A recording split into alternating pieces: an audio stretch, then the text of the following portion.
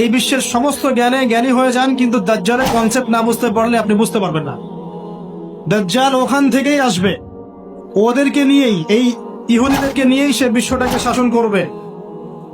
এবং বিশ্ব শাসন করতে হলে অবশ্যই আপনার রাষ্ট্র দরকার হয়, ক্ষমতার দরকার হয়, জনবল দরকার হয়, ওয়েপেন্স দরকার হয়, মিডিয়ার দরকার হয়, সবকিছুর দরকার হয়। যদি ওই যুগে এগুলো থাকে তাহলে তারা অলরেডি মাঠ রেডি করে ফেলেছে। তার মানে এই দমন পীড়ন, নিপীড়ন এবং এই যুদ্ধ, জিহাদ, খেতাল, এগুলো বাড়তে থাকবে। সুহাদাদের সংখ্যাও যেমন বাড়বে, ওদের জাহান্নামের কুকুরদের সংখ্যাও বাড়বে। আবার ওদের অত্যাচারও যেমন বাড়বে, প্রতিরোধও বাড়বে। হাদিস এসেছে, আমার উম্মতের একটা তয়ফা শেষ পর্যন্ত দাজ্জালের সাথেও যুদ্ধ করতে থাকবে। সাহাবীরা প্রশ্ন করেছিলেন, তারা কোন অঞ্চলে যুদ্ধ করবে? নবীজি বলেছিলেন, তারা যুদ্ধ করবে জেরুজালেম এবং তার আশপাশ। আরো এসেছে, খোরাসান থেকে আরেকটা বাহিনী তাদের সাথে যোগ দিবে। নবীজি বলেছেন, পৃথিবীর কোন সেনাবাহিনী এই সেনাবাহিনীকে পরাজিত করতে পারবে না। এমনকি তারা বাইতুল মুকাদ্দাস আবার জয় করবে, এই পর্যন্ত যাবে। তার মানে সামনে এই কনফ্লিক্ট গুলো আসতেছে, আমাদের দৃষ্টিটা ওইদিকে রাখতে হবে, আমাদের মূল জায়গাটাতে। আপনাকে বলে রাখি, শেষ জামানার সবচেয়ে ইম্পর্টেন্ট জায়গা প্যালেস্টাইন। শেষ জামানার সবচেয়ে ইম্পর্টেন্ট ক্যারেক্টার ঈসা আলাইহিস সালাম, ইমামুল মাহদী, আর শয়তানের পক্ষে হচ্ছে মাসিহুদ দাজ্জাল।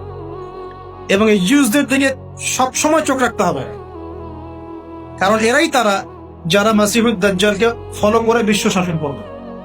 তারপরে আল্লাহ রাসূল সাল্লাল্লাহু আলাইহি ওয়াসাল্লাম বলেছেন, আল মাহদীর আগমনের পর এমন একটা ব্যাটল হবে, ওদের সাথে যুদ্ধ হবে, যে নবীজি বলেছেন গাছ পাথর পর্যন্ত কথা বলা শুরু করবে।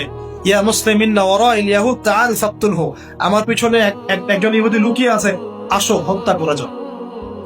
গাছ পাথর পর্যন্ত এই জুলুমগুলো দেখতে দেখতে অতিষ্ঠ হয়ে যাবে, দেখবে ওরাও কথা বলা শুরু করবে ইনশাআল্লাহ। নবীজি বলেছেন মানে এটা বলেছেন হবেই। নবীজি বলেছেন মানে এটা হবেই। কোন নবী বলেছেন? যিনি বনু কাইনুকাকে বের করেছেন, যিনি বনু নাজিরকে বের করেছেন, যিনি বনু কুরাইজার সাথে যুদ্ধ করেছেন, ওই নবী বলেছেন।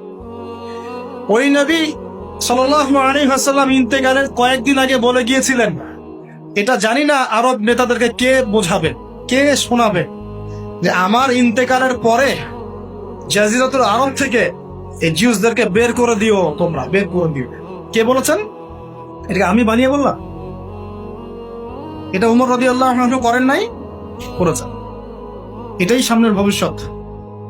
আর ইমামুল মাহদীর সাথে যোগ দিবেন ঈসা ইবনে মারিয়াম, কারণ ইমামুল মাহদীর যে বাহিনী থাকবে তারা দাজ্জালের সাথে পেরে উঠবে না, তার সাথে পারার মতো ক্ষমতা কারণ থাকবে না, সে এত শক্তিশালী হবে। তাই বলে তারা অস্ত্র জমা দিয়ে দিবেন না, ফাইট করতে থাকবে।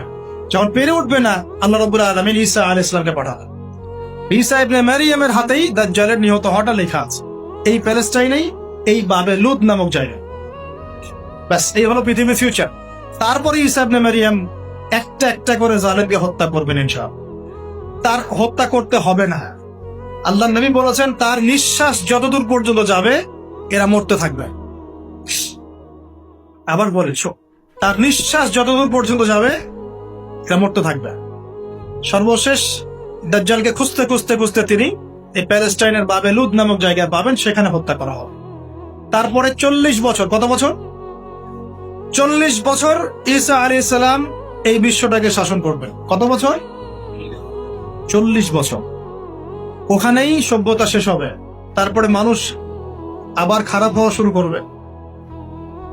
এমন একটা অবস্থা হবে যে মানুষ রাস্তাঘাটে জেনা করছে। আল্লাহ আল্লাহ এই শব্দগুলো বলার মতো একটা মানুষও থাকবেন। এটা কখন হবে? 40 বছরের খেলাফতের পরে, আরো পরে। তার মানে আরো অনেক সময় পরে আছে। অবশ্যই এগুলো সামনে হতে যাচ্ছে। একটা জেনারেশনে খারাপ হতে তো অনেক সময় লাগে, লাগে না? কমপক্ষে 100 বছর লেগে যায় একটা জেনারেশনে খারাপ হতে।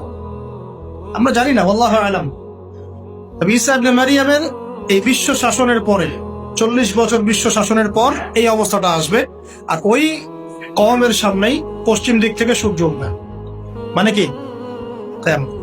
তারপরে দ্বিতীয় ফুৎকার, আমরা সবাই উঠে দাঁড়াবো। তারপরে কি? ফামান ইয়া'মাল মিসকালা যাররাতিন খায়রান ইয়ারা ওয়া মান ইয়া'মাল মিসকালা যাররাতিন শাররান ইয়ারা। ব্যাস এই হলো আমাদের ডেস্টিনেশন গন্তব্য। এখন আমাকে বলেন, আপনারাই বলেন, এখন তাহলে আমাদেরকে কোন কোন জায়গাগুলোতে বেশি ফোকাস করা দরকার?